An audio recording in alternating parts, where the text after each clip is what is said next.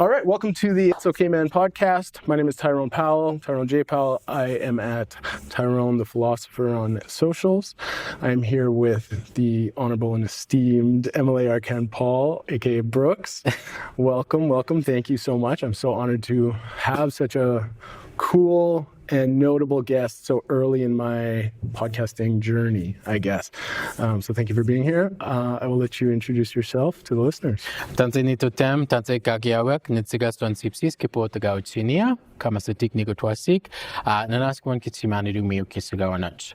So I like to start myself off in my language, Nehiawi and Cree.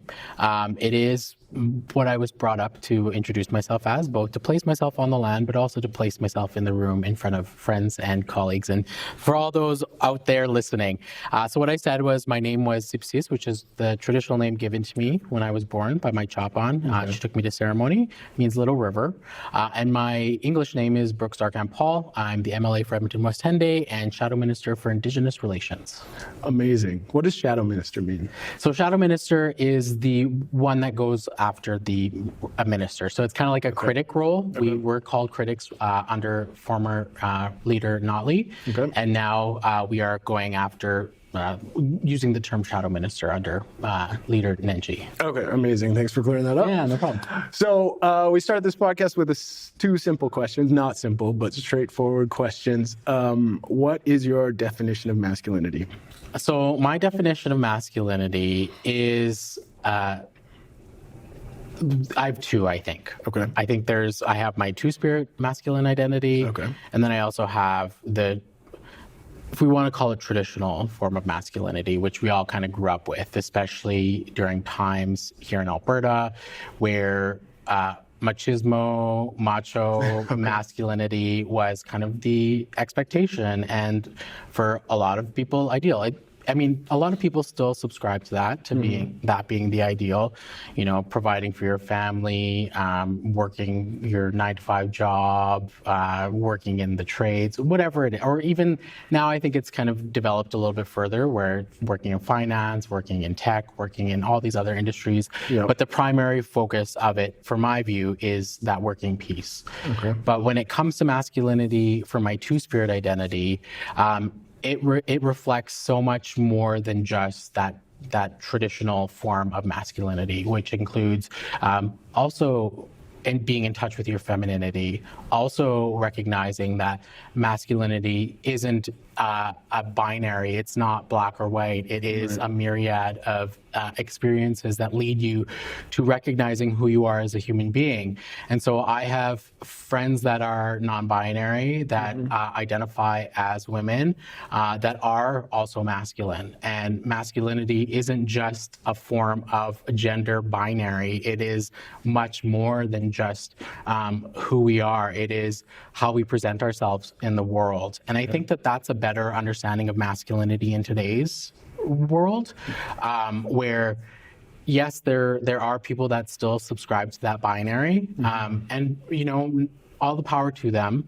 But I think our world has developed in such a way where identity is such a personal thing, and we have to respect how people identify and respect what masculinity means to them and to our greater society in how we move forward in being inclusive.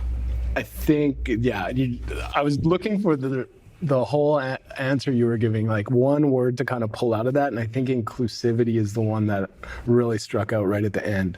Just the concept of accepting everyone's interpretation of it, right? Because there is no definition of it, right? 100%, yeah. And so when you say, can you elaborate on the two-spirit a little bit more? What exactly does that mean to you? So to me, and to what I understand through my teachings, both from elders and also from many in the community. Sorry, there's an eyelash in my eye. It's going to drive me insane. But to me, masculinity in regards to two-spirit identity. Two-spirit identity is something that is relatively new in language. In Western culture. Well, no. It was always like it was part of Indigenous culture, but in language, because we didn't have the terms for two-spirit or even the English term two-spirit until relatively recently, until like the 90s, when there was a two-spirit elder that went to ceremony and was given a vision and was given the term two-spirit.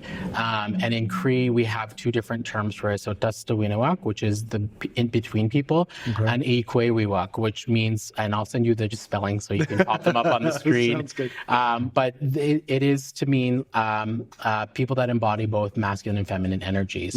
And for me, that was always something that I really wrestled with. I grew up deeply in the church. I was altar boy at my church in Morinville, the one that burned down. I was actually quite upset that it burned down because I have a lot of memories there.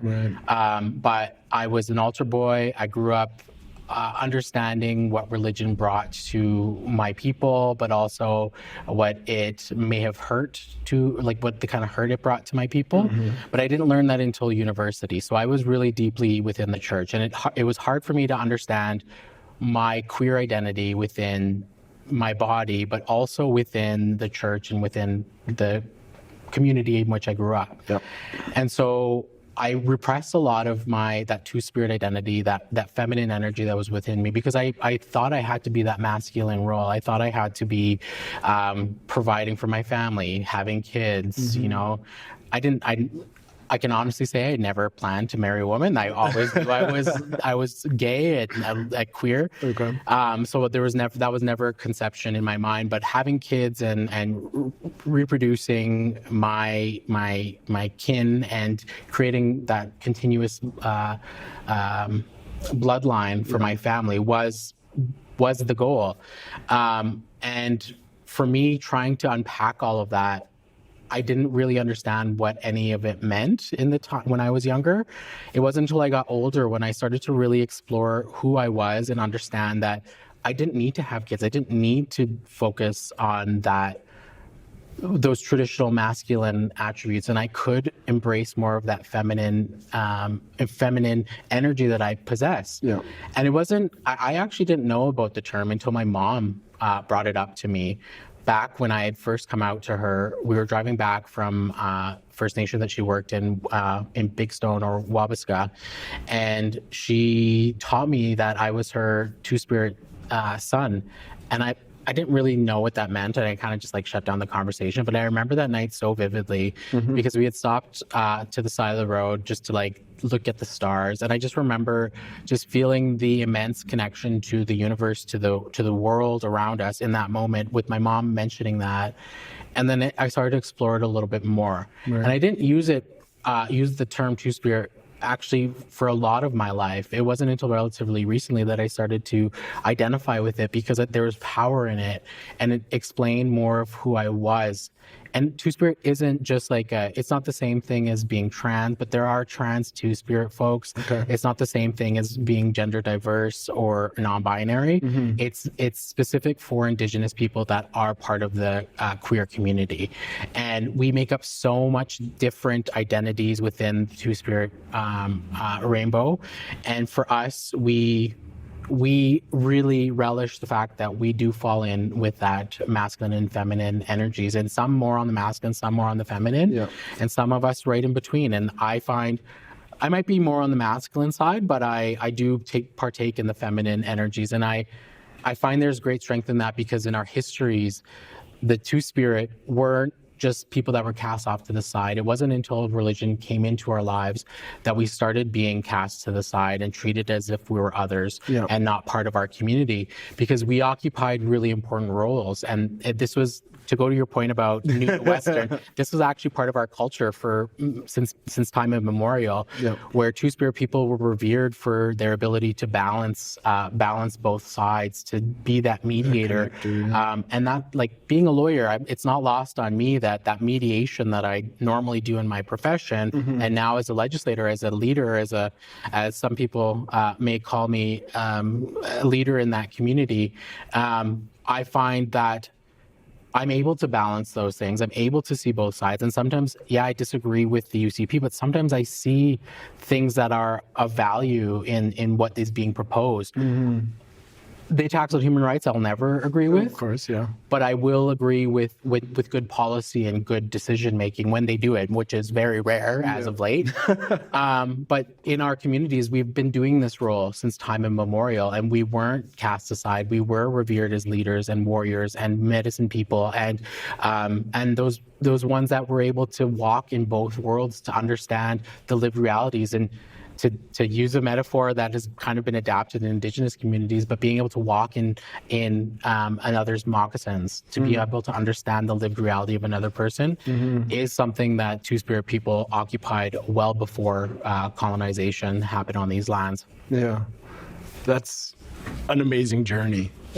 To come into that and to kind of break the mold. You said the church, Catholic Church? Catholic, yeah. And then I did a little bit of Baptist and then a little bit non-denominational. Okay.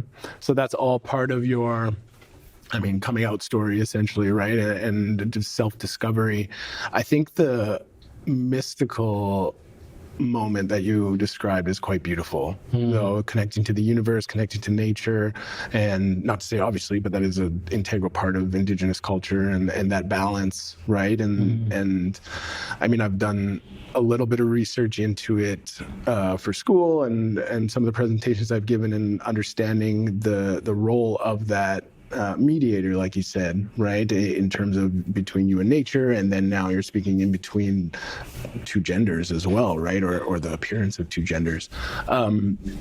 What can you tell me a little bit about your growth into leadership and how you really integrate those Indigenous teachings and the mediator position and your gender identity and your sexual identity into your role today in the construct of essentially a patriarchal and masculine system? Just a very light question, hey? Yeah, very light. We're getting into it. Yeah, and I don't think it happened overnight. It happened really organically, and I would say that it was something that came about out of education and learning more about the world. I've always been a really inquisitive person and an inquisitive little kid.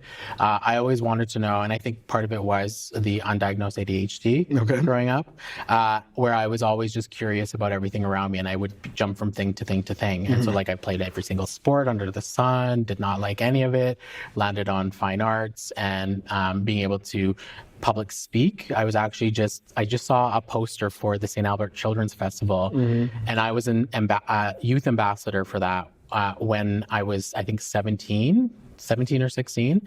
And I did my first Toastmasters course for that because I had to do introductions for the performances. Okay.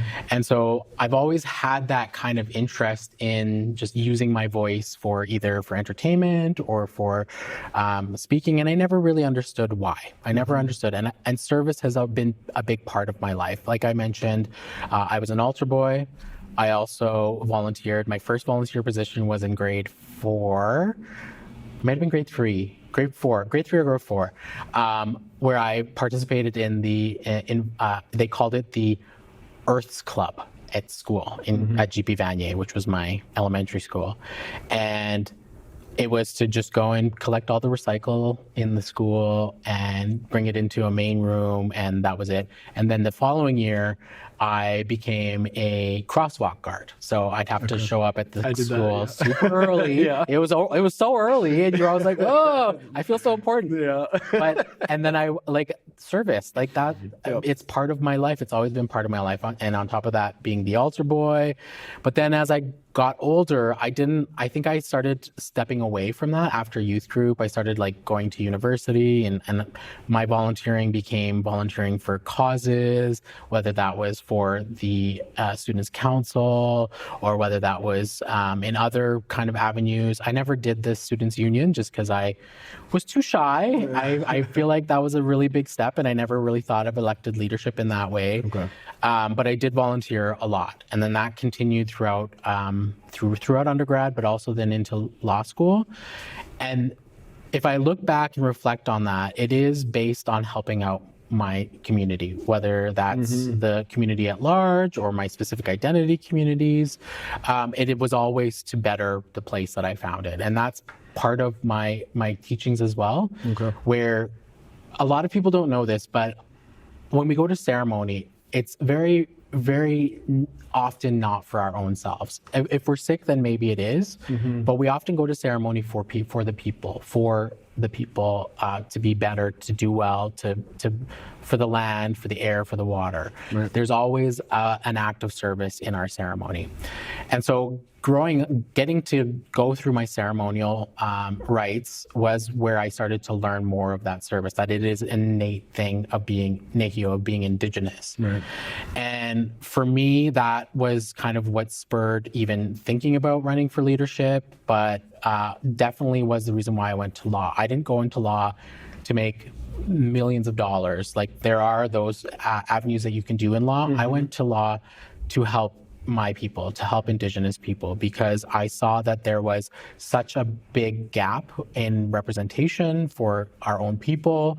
Right before getting elected, I was in House Legal Counsel for my nation, doing really transformative and really amazing things that I can't believe that I even got to do that. That was my dream job. And then I got elected, and now this is my dream job. And now I'm like, well, what else? What else can I dream of now? Exactly. But that's kind of been my little my meander to this position. Yeah. It's really been just kind of happenstance and a lot of praying, a lot of asking Creator for guidance, and just reminding myself that I'm here for the people. I'm not here for myself. And that's how I got here. And it's rooted in culture. It's rooted in my education. It's rooted in my identity as a queer person, because right now, especially, having a queer voice at the table is very important. Absolutely. Especially a two-spirit voice, which is one of the most marginalized.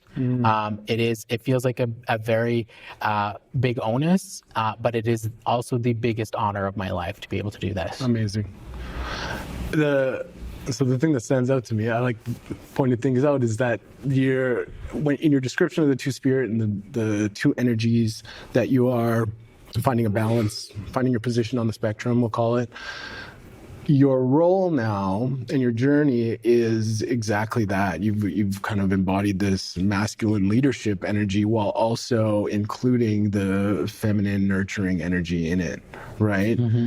And do you find that there's kind of a gap, that it leans to one side in I don't know, in the people you're conversing with, in your colleagues, in the opposition? What does that look like? In the opposition, I will say that, and I don't know if it's because of the gender identity and makeup of our caucus, but I think we're over parity. I think there's more women in our caucus than there are men. But that reflects in the way that we are kind to each other, how we talk with each other, and how we respect each other's opinions. And we're a vast group of people, so we're going to disagree on things. We're going to disagree on how we accomplish things, but our means to our end, we always agree on the end, which is to help and support Albertans. So yes, there is that balance that is there, but when it comes to being in the big house, in the legislature, I find that, and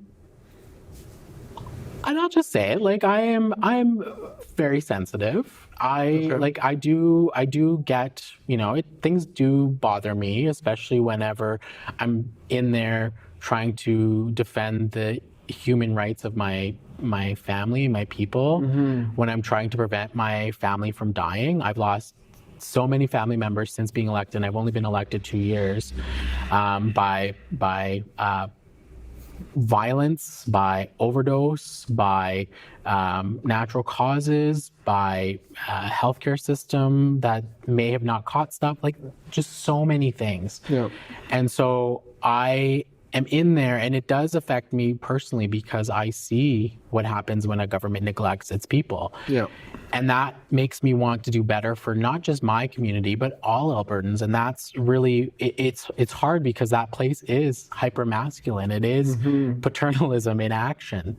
And I just saw with the slew of legislation that was just passed in this last couple of weeks, not even months, like the past couple of weeks, The paternalism in the Compassionate Intervention Act, the paternalism in Bill 54, and the ongoing colonization of Indigenous peoples, but also of disregarding low-income people, like Bill 55, which is the creation of private for-profit model in Alberta for healthcare, and including our hospitals, being able to privatize portions of our hospital or our entire hospitals, is concerning because low-income Albertans are going to be affected by it. So it's hard to be in that space, seeing this ongoing paternalism while also having a personal life on the other side that cannot be removed or cannot easily be removed. Because I don't think many of my colleagues on my side of the aisle can remove themselves from a lot of this as well, because they have the lived experience. They've seen when government neglects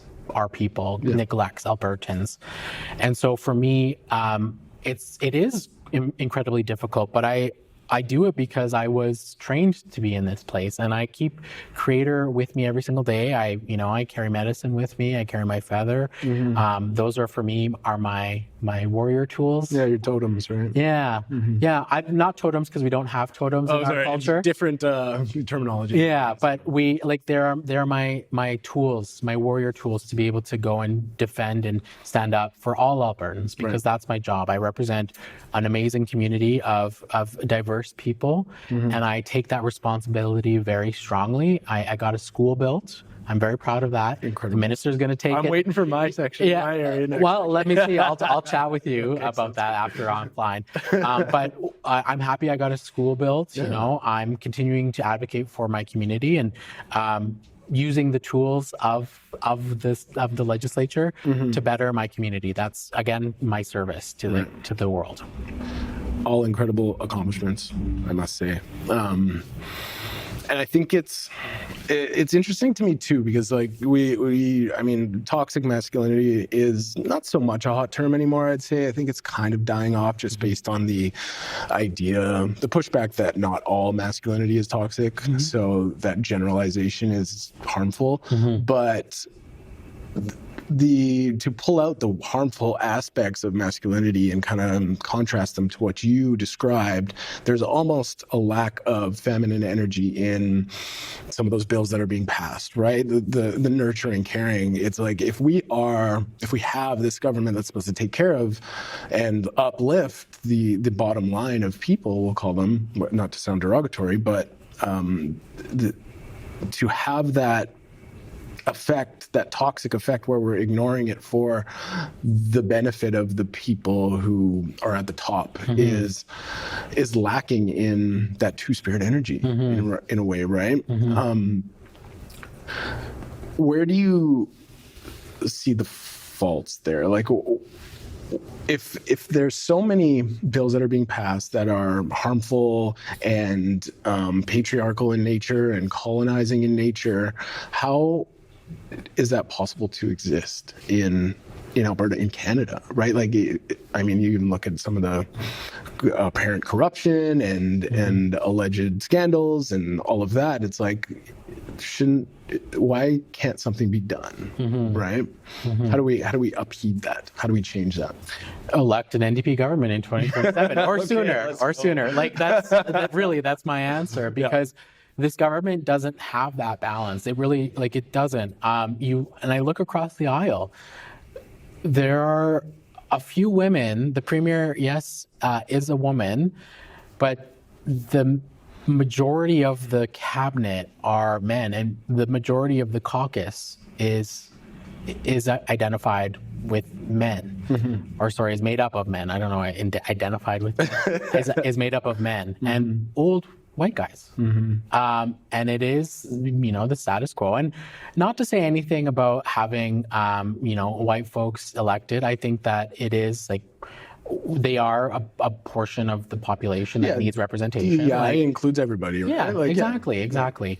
But I think that there's a conversation there to be had about lacking that feminine energy, about including that balance. And it doesn't even need to be gendered in that way. I think it just needs that balance where there is that compassion, there is that care, there is that love. And it's funny that, it's not funny, but it's not lost on me, but of the fact that the compassionate care Compassionate Intervention Act is named compassionate, whereas there's nothing compassionate in it. It is literally creating recovery prisons to lock people up, the undesirables up, out of mind, out of sight, out of mind. And so it does lack that balance. And I think they don't realize that. They have their own ideological agendas, and with these scandals, with Marshall Smith now being implicated in the Sam Raish stuff, just the other day, literally just yesterday, it was disclosed that he was staying at a multi-million-dollar mansion in the University of Alberta area with Sam Raish's sister. It was a corporation held by his sister, or maybe Sam Raish, and the lead architect of Recovery Alberta was that person Marshall Smith. Yeah. And so it's really indicative that the benefits of them passing all this legislation is all in the weeds somewhere, and they're not taking into account Albertans' actual concerns, actual issues. And that comes from a place of value, where you have to put the values of what Albertans want and need ahead of your values of the economy. Whether that's, and I'm not gonna, I don't want to prejudice economy. I don't want to put those two things in one place, because I think you do need to have a strong economy to be able to do the social programs that you want to provide. But when it's mired in corruption, then you ask the big questions. Why is that? And so that balance isn't there, because if that balance was there, this corruption would not have even been created. It would, if they were focusing on what Albertans actually needed, which is, good healthcare, good schools to send their kids to, adequate per capita student funding, addressing affordability, including our utilities, including our insurance, whether that's auto or home insurance, addressing skyrocketing rents, the list goes on and on and on. And if a government was truly focused on that, taking in that nurturing and that caring perspective, these questions would not be on the table, and we would have quite arguably a more boring government, because it would be focusing on the things that Albertans need, and our concerns would be, well, there's not enough for maybe some other, we need more for low-income folks, or whatever the argument might be. But right now there's so much on the table, there's so many distractions, and that balance is just not there. And how do you see that affecting the people that are coming up? As a non-politician, somebody interested in politics, and driving around, and you see aggressive bumper stickers, and you see the rhetoric increasing in scope and movement. When we include the idea of separation and I can do it on my own, and the individualism included in that, what does the future look like for these, men and women who are being pushed into this and convinced that this system is working when there are so many suffering? Yeah. Well, I think the thing is, they're not convinced that it's working. I think the problem is that they see all of the problems that are out there. They see how neoliberalism has failed all of us. They see how and they don't have the language for it. So they see how all of these things are failing everyday Albertans, everyday Canadians, everyday people in other countries. And these neoliberal policies, and this is going to get very academic, so I apologize to that's okay. That's the okay. podcasters out there. But we've seen this shift, this movement towards putting forward capital and prioritizing capital and prioritizing these certain ways of moving forward under neoliberalism that are just, they don't work anymore. They're not serving our communities. And that concern that they have, they find a boogeyman, and the far right, and I would say even just the regular right, latch onto it to push it forward and say, well, these are the people that we need to be going after. And that creation of fear and that stoking of fear has caused this division in our communities. When you break it down, you and that person with that F Trudeau or F Carney sticker have more in common than we do that separates us, but we're allowing ourselves to disagree. Yeah. We're allowing ourselves to fight over what? We're not fighting over the things that actually matter, like making sure that our hospitals are working, making sure that our schools are adequately supported, making sure that, those people living on the street aren't struggling, or, we're disagreeing on the fundamental things that make our community whole. Mm-hmm. And instead, we need to be focusing on how we build a better community. And that's really what my goal is, being in this leadership position. But it is certainly something that we don't disagree on supporting people. We don't disagree on making sure that our governments work for us. That is something I think we can all agree on. Yeah. What we disagree on is how we get there. Mm-hmm.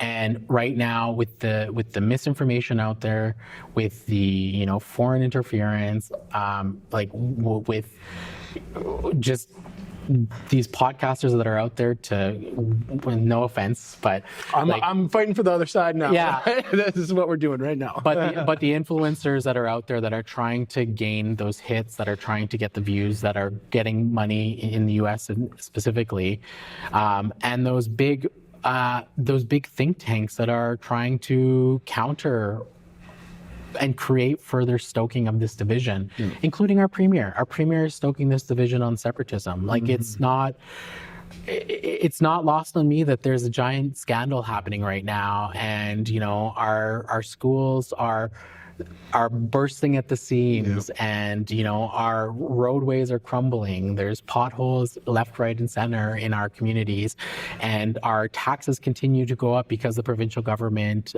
refuses to pay what it owes to the municipalities, and are discharging that increase in labor costs that they've agreed to with education support workers in Fort McMurray, in Calgary.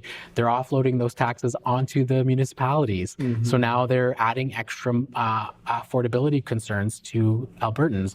And so when we get to the bottom of what those issues are, their concern is the way that our system operates. Yeah. Although we live on different sides of the spectrum, we all have the same common denominator, which is that we want better for our families. We want better for ourselves. We want to make sure that we are building that world that supports us. On the point of individualism, I think that is something that has kind of crept up, and it has taken on this kind of Canadian exceptionalism or Alberta exceptionalism, which is similar to American exceptionalism, where it's individual perspective that you have to pick yourself up by your bootstraps. And it is bred by politics. It is bred by the far right and just the regular right, where that individualism is the cornerstone, that we should be able to support ourselves. We should be able to become those overnight millionaires. But to that, I challenge, we are closer to becoming that person living rough and living on the street than we are to being a millionaire. Like, my dreams of winning the lottery every week are always thwarted. I'm never going to be that guy because it's not in my cards. And so we have a greater likelihood of living rough and living on the street than we are to being Warren Buffett. Yeah. Right? Yeah. And so that they have genuine concerns. They're not being served. And instead of the right and the Republicans or the Conservatives here in Canada, instead of actually addressing the issues that these people are concerned about, they're using them as political points to continue being in power. Yeah. And they're stoking that fear and division to create their longevity in politics, especially here in Alberta. We saw it kind of less so at the federal level with Pierre Poilievre losing his seat. Yeah. And also... well, he's here now. He's here, right? Oh, my God. But really, they do have legitimate concerns. Yeah. The way that they voice them is different than you or I. Yeah. And we also have to listen to them. We also have to respect them. But respect is a two-way street. It doesn't just go one way. And we need to get back to that level of political discourse that is respectable, that is understanding that we have different viewpoints, but we do need to start somewhere, and we need to start breaking down those divisions. And this is something that's been a long game. This started much longer than I've been here, and will likely, hopefully not continue much longer after I'm here, because I'd like to start ameliorating those divisions.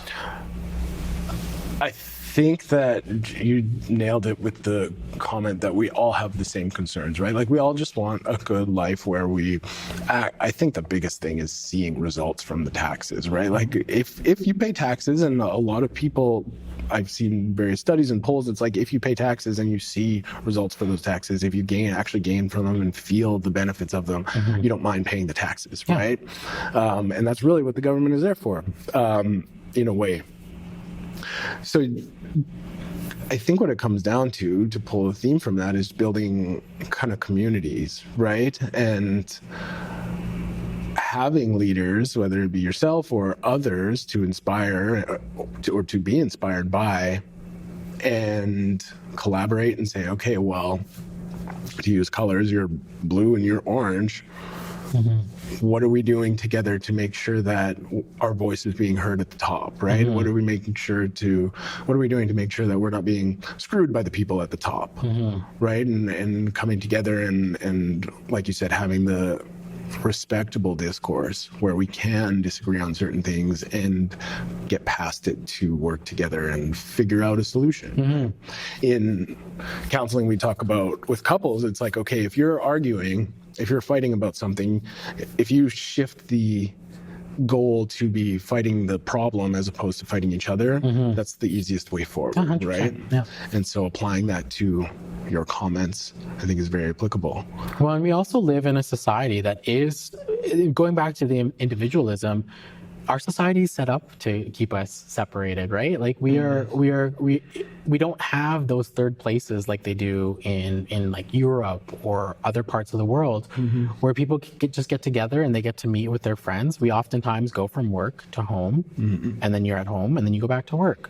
Sometimes if you play rec league sports, you might hang out in that third place with other people, but that's something you have to go out and oftentimes spend money to be able to do. Whereas if you had third places to be able for people to get together and build community organically, it can't just be, us going into echo chambers. And I love the link to the orange and blue team. It's not lost on me. But oftentimes we get so locked in our echo chamber that we just bounce the same things back and forth to each other.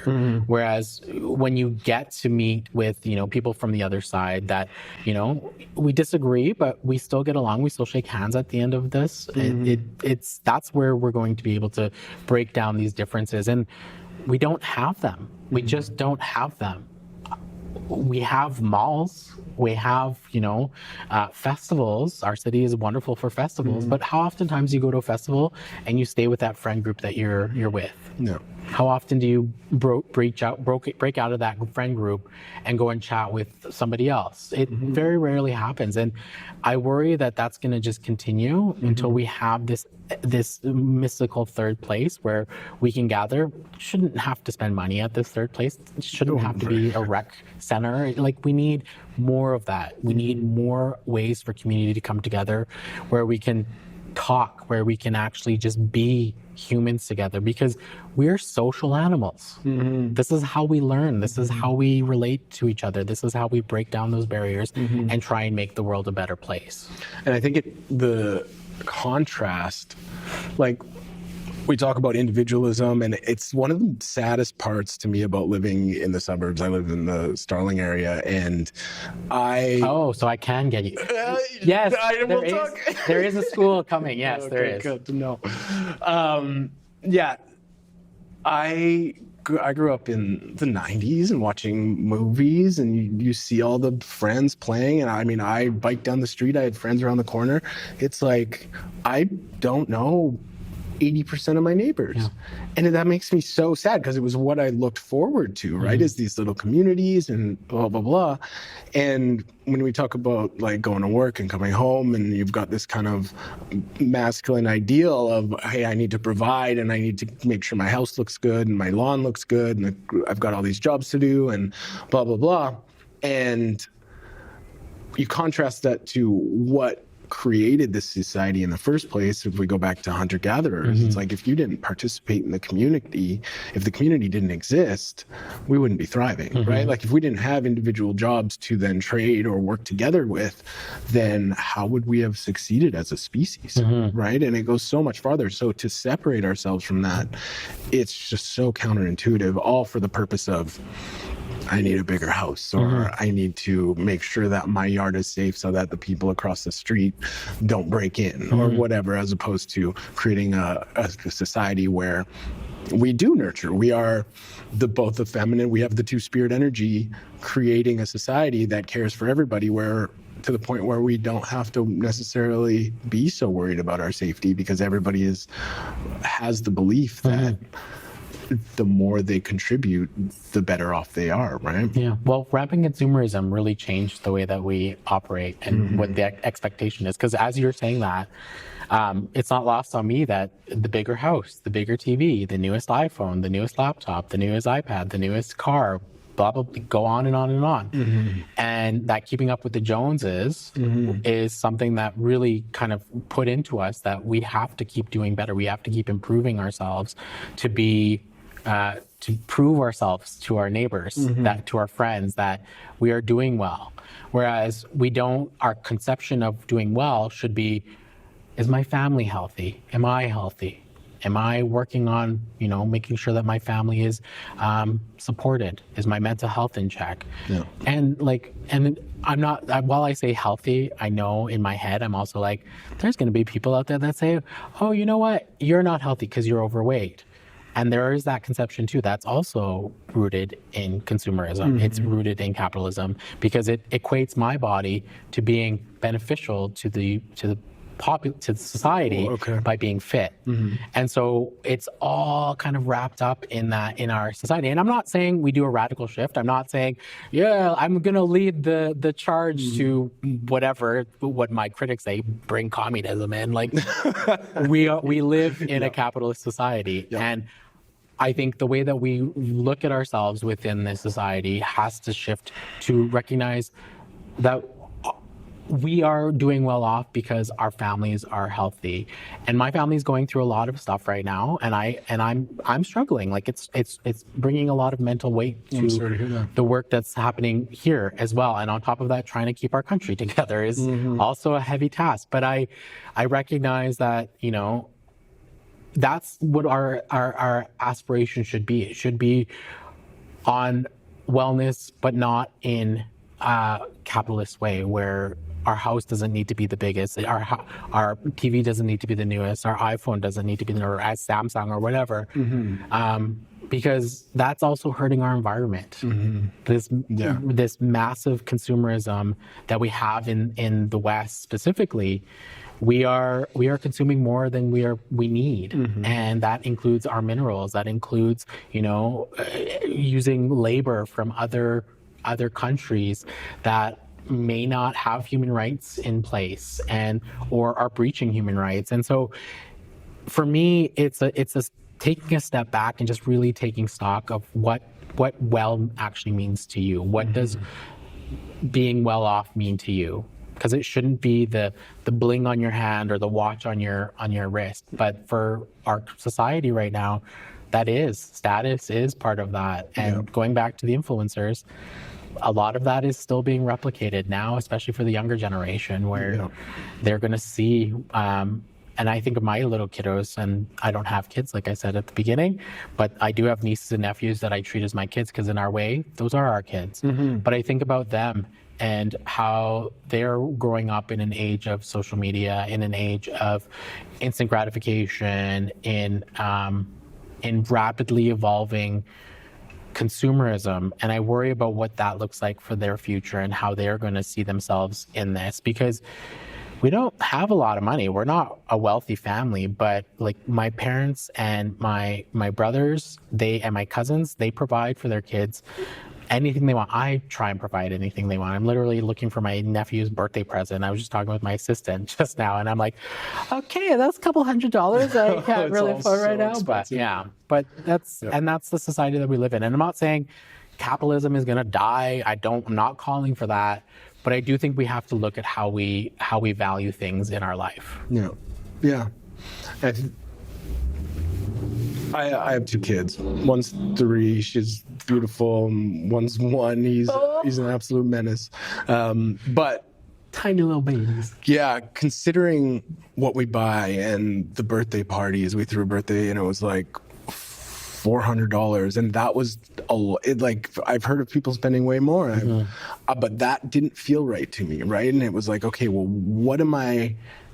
what patterns am I creating? What habits, like, are we going to do this every time? Is this reasonable to do? Is this even necessary, right? Like, what are we doing here? Let's bring the people, let's have a good time. Let's put up 1 or 2 signs and not spend so much money on something, even though we might get some good pictures for Instagram or something, right? Because what do you remember? Like, going back to birthdays and going back to like celebrations, what do you remember of those celebrations? Do you remember the decorations, or do you remember the people? Do you remember the interactions? Yeah, maybe a clown if there was something like that. But still a person. Yeah, Still a person. Exactly. But that's what I think of when I think back of my birthdays or celebrations. Like we did one for my bar call.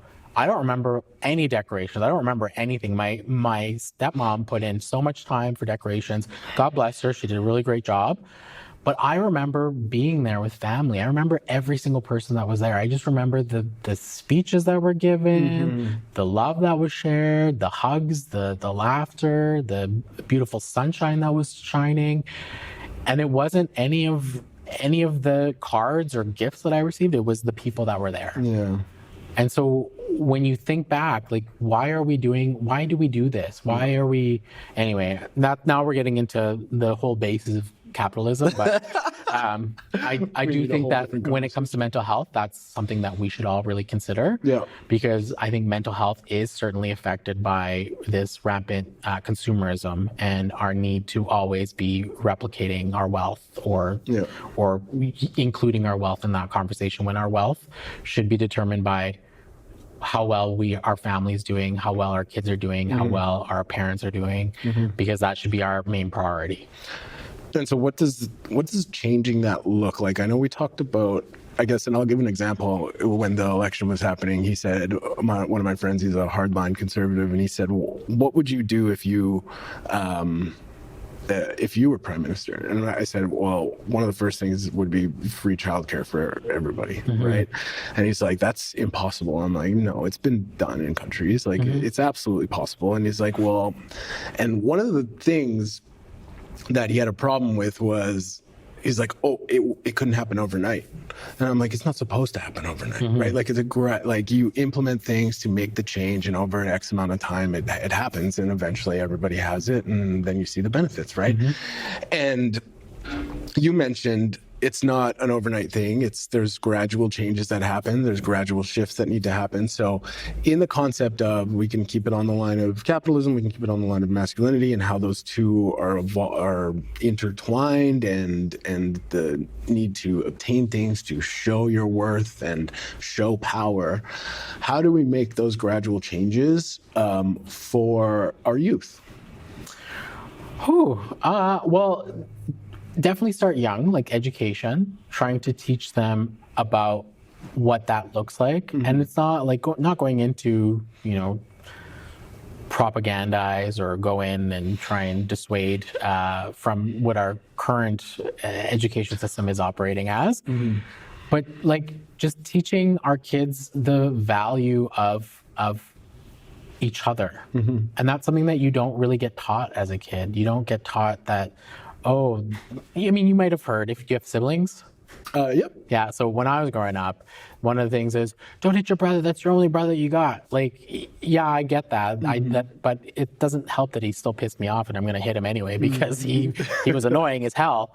But in that moment, like, I didn't realize that until I get older. And it's the thing with age, where you start to really value the people in your life. Like I mean, I didn't have an easy childhood, but it was definitely one that I look back on and I was like, there were some really stellar moments, but there was a lot of really not stellar moments. Okay. And so I didn't really understand what that looked like in the context of my being, of who I was. And it wasn't until I got older where I started to be like, you know what, my parents did the best. They're also experiencing life at the same time as I'm experiencing life. They're also growing and learning just as much as I'm growing and learning. And for them, I give them a lot of latitude, but it was something that I had to shift, like a mindset shift that only worked by going to therapy, by reflecting on myself as an individual, thinking about my reactions, thinking about my traumas and why I react to things that I do. But that's just something that takes so much time. I've been in therapy since law school, so that's all over 10 years now. Like I've been going to therapy over 10 years now, and that's pretty telling that now I'm at this place where I'm able to just understand and reflect more on what I actually value. And talk openly about it on camera to a bunch of people, right? Yeah. Well, because it's scary. It's not, and like even just being in a position of power, being a public figure is hard. It's scary. It's not for the faint of heart because like the comments that I get just in the last week alone, people ask if I was a man or a woman, and I want to be like, you'll never know. I'm never going to share that information with you. But just being open and being able to be this way and recognizing that I value letting myself out there, so maybe it resonates with other people, so that maybe someone else hears this and is like, you know what, that person was right, Brooks was right, that I should value my family more. And even just that one simple shift for one person was worth it, in my opinion, because we have to start somewhere, and we need to, for our youth, we need to just help them see themselves and understand that your childhood, your teenage years, your mid-20s, oh my gosh, make all the mistakes, learn, because you're going to make so many mistakes. I made so many mistakes. Same here. Oh my gosh, like if I was myself back then, now, scandal after scandal. But now I'm like, you know what, I've learned a lot. My prefrontal cortex has developed. I'm able to make a little bit better decisions. But for them, I just want them to feel loved, feel valued, but also be seen and heard, because oftentimes we also discount what they're saying. And I think that's another, I think for us as leaders, what we should be doing is a better job of actually listening and taking into account their perspectives. Because I saw it a lot with the trans rights debates where the UCP didn't think that young ones knew who they were. And from the young ones that I talk to, the parents of young ones that I talk to, they know who they are. They're growing. We're all growing. We all grow until we're dead. And so for us to say that you because you are of a certain age, you don't know who you are, is bollocks. We need to recognize that we as humans need to listen more, and we need to respect the voices of others. And I'm not to say that parents also have a responsibility, because they do. They have a responsibility to also make sure that their kids are making good decisions. But in my view, and in our cultural way, children come to families and come to their parents on their own volition. So they are in the spirit world, they see their parents, and then they go to them. And they can be taken away at any time. The spirit world can come in and take them away from the parents at any time. And our job, and I'm going to say our job because I do see myself as a parent to my nieces and nephews, but our job is to make sure that they are doing the right thing on their path, or helping them walk on the path. And not to tell them what to do, but just make sure that they're walking in a good way and making sure that they are doing everything that they need to do that accords with our culture, with our good way, with our being able to be a good human being. Because that's really, at the end of the day, that's what our principles are based on. The 7 grandfather teachings, which include like kindness, love, humility, respect, things of that. And we need to make sure that those aspects are being taught. And right now, with a lot of parents having residential school trauma or other traumas, whether it's from ongoing genocide of our people on these territories, on our lands, on our territories, they're still trying to heal. And you're going to find a lot of people that are still trying to navigate that. But we as a society, we as other people that live in this world in relation to those young ones, we also have a responsibility to make sure that our institutions are helping to, guide them along, whether that's the schools, the CFS, Child and Family Services ministry, or now this compassionate mental health and addictions ministry, or any other ministry. Like, that's our job. My job as a legislator is to make sure that our kiddos are getting the best education, but are also getting the skills to cope with our world that's ever changing. Yeah, there's a balance between freedom and choice and guidance and proper education, right? They're minors, but they're still human beings. I think it's kind of the underlying message there. And it's within our teachings. Like, they're still independent bodies, they're still independent people. Yeah. And and this is interesting because it is an individualism tenet, but in Cree cultures, that individualism is also balanced by collectivism. So we all are individuals, we all have free will, we all have freedom, but we have our responsibility to the collective. And that's to make sure that we are all benefiting and we're all being supported. Right. And so if we had that, and I think there's another word for that in political theory and discourse, might be called socialism. But and I think that's where, we have to stop treating socialism as a dirty word. Well, I think there needs to be education on what it actually is, because it's not communism. The Red Scare there is a little too much. But the balance there, and it's interesting. After you said all that, what I realized is that, like, the conservative movement, there's a lot of kind of glorification of the 90s where, I rode around till the lights went out, and I whatever, exactly, right? And we talk about that. Taken out of the water hose. Right, and we got to make those mistakes and blah, blah, blah. And then, but as soon as there's just some hard lines that are pushed back against so much, why do you think those lines exist? What is such a threat to, we can talk about the trans rights and that the bill that reduced those or took them away completely and those kind of things. There's some hard lines that get fought. We need to protect our kids, but in others it's, hey, you should be able to play in the street type thing, right? Yeah. And I don't know the answer to that. Like, I struggle trying to figure out why is that? Because in my community, the kids all play on the street. They're all playing out on the street until the lights come on. So I live in my riding and I see it. So it does happen. I think this conception of our communities not being purpose-built to foster community is a big question as well. Because I know in your community, a lot of, front house garages where people drive onto their pad, close their garage and go inside, and they're done. And there's a lot of like townhomes that, don't have common areas. They're just the townhomes. They're maximizing the space of the land for the developers.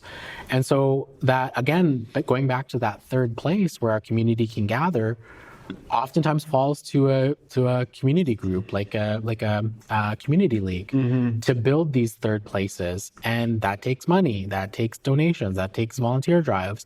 Whereas our government should be providing support for that. They should be building these, third places to allow community to gather, to provide that sense of connection. But it does also come down to, why are we developing this? Well, it's to maximize the purchase price of your dollar, of your mortgage, to be able to buy this house, to get the most house that you possibly can. So things like those community centers or community rinks or whatever are being compromised at the benefit of the pocketbook. And so, again, it doesn't all come back to consumerism. It doesn't always come back to capitalism, but that is part of that neoliberal agenda, which is to increase profit and create intense profitability. And when we look at how that has affected our communities, we only need to look in our own backyards. Yeah. You look at those houses that were built in some of the older communities in our city. They have all these amenities. They have all these public spaces. They have beautiful arched tree lined ways. But that's because of time, to be honest. Like trees don't grow overnight. That's true. But they have that beauty that's already built into their community. So a lot of people choose to buy older houses in those older communities because they have those feelings that they want. And so when it comes to just addressing this like, how do we fix this? How do we get back to it? It's not by putting more cops on the street. It's not, I mean, in our community, maybe it would start with being able to have a presence in our community. I mean, I don't know. I'm sure Starling is the same way. Yeah, there's a couple I've seen, but not many. Once in a while, I see the fire truck more often than I do the police. And so it's not, I mean, I'm not saying to create more beats, but I am saying that, you know, give people that assurance, give people that support. And a lot of the comments that I see from my community and hear from my community is that they're concerned about people living rough, not because of theft, not because of, you know, people sometimes go in and steal their cans and bottles. It's because they genuinely worry about them in our conditions, in our weather. They are worried about them having fires, open fires in a dry tinder wooded area. Like they're concerned about safety in a different way. But we do need to also have a conversation about public safety and what we need to do better to make our communities feel safe, because there is in some communities that concern about, well, I wouldn't want my kid riding around for fear of violence or seeing something that can't be unseen. Like I do worry about that. I worry about that for my kiddos. I don't want them to see, you know, any kind of harm in any of their life. I want them to live a childhood like, well, maybe not like mine, because mine was difficult, but I want them to have a childhood where they don't have to worry about that and they don't have to see that kind of stuff, because I want them to just be kids. And I think we all want that. And how do we get there? Well, those are community conversations that we need to have. Those are big picture things. It's not just Brooks Arcand-Paul has the answer, because it's a community thing. We all have to come together and figure that answer out together. Okay, well, I think I don't know what time it is, but I'm going to go off my mental timer here. Good timer, yeah. Final question segue to the kids, to people of, I think specifically kind of marginalized communities. What's a message you have for them in a patriarchal and colonizing seeming world with what's going on all across the world? Do you have a message for them to help them along, to inspire them? What would that be? Hope is possible. We can build the world that you want to see. We can do this together. It's not going to happen overnight, but it does take the first step. We need you to step up, to volunteer, to show up for causes that matter to you, because your voice is important and you can change the world, and we can change the world together, because we have to have hope. We have to build that world.